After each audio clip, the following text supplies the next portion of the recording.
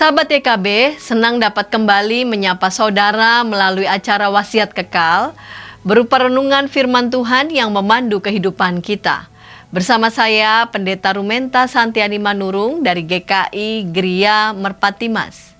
Renungan kita hari ini, Senin 5 Februari 2024, ditulis oleh Pendeta Mungki Asasmita dengan judul Pantang Menyerah, yang dilandaskan pada surat Kisah Para Rasul 14 ayat 1 sampai 7. Dan yang akan menjadi pusat perenungan kita adalah Kisah Para Rasul 14 ayat 6 sampai 7. Sebelum membaca firman Tuhan, mari kita berdoa.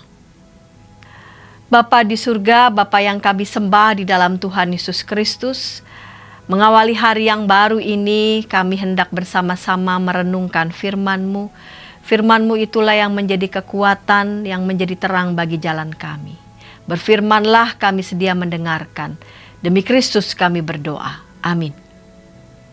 Sahabat, saya akan bacakan untuk kita Kisah Para Rasul pasal 14 ayat 6 sampai 7.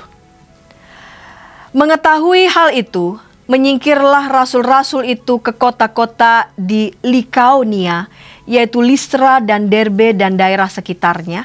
Di situ mereka memberitakan Injil. Sahabat, tidak selalu pelayanan kita diterima oleh semua orang. Ada kalanya kita dipandang dengan penuh kecurigaan dan ketidaksenangan oleh orang-orang tertentu. Hal itu bisa saja membuat kita patah semangat dan mungkin berhenti melayani. Paulus dan Barnabas dalam perjalanan pemberitaan Injil juga mengalami hal seperti itu. Sebagian yang mendengar pemberitaan Injil mereka menerimanya, namun sebagian lagi menolak. Mereka yang menolak kemudian menghasut, sehingga Paulus dan Barnabas mendapat serangan dari orang-orang yang termakan oleh hasutan lawan-lawan Paulus dan Barnabas. Lalu mereka menyingkir dari Ikonium. Apakah mereka menghentikan pemberitaan Injilnya? Sama sekali tidak. Di tempat yang baru itu mereka tetap memberitakan Injil Tuhan. Sahabat, sebagai orang beriman kita dipanggil untuk senantiasa melayani, dan itulah kabar baik. Kabar baik atau Injil bisa mengambil berbagai bentuk perbuatan dan perkataan. Intinya adalah kasih dan sapaan Allah bagi manusia. Mewujudkan apa yang adil dan benar berdasarkan kasih juga merupakan berita Injil dalam kehidupan ini. Kenyataannya tidak selalu hal itu diterima oleh setiap orang. Tidak jarang kita justru mendapatkan perlakuan yang tidak baik. Tetapi seperti para rasul itu, kita dipanggil untuk jangan menyerah, jangan putus asa, jangan berhenti melayani, dan jangan berhenti mewujudkan berita Injil dalam kehidupan kita. Mari kita berdoa. Bapa di surga, bisa saja kami mengalami kekecewaan atau mungkin dalam perjalanan pelayanan kami terasa ingin berhenti. Ketika kami mengalami ada orang yang merasa tidak nyaman, merasa tidak pas, atau bahkan menolak, biarlah kami memandang hanya kepada Kristus saja, yang sedemikian mengasihi manusia dan dunia ini.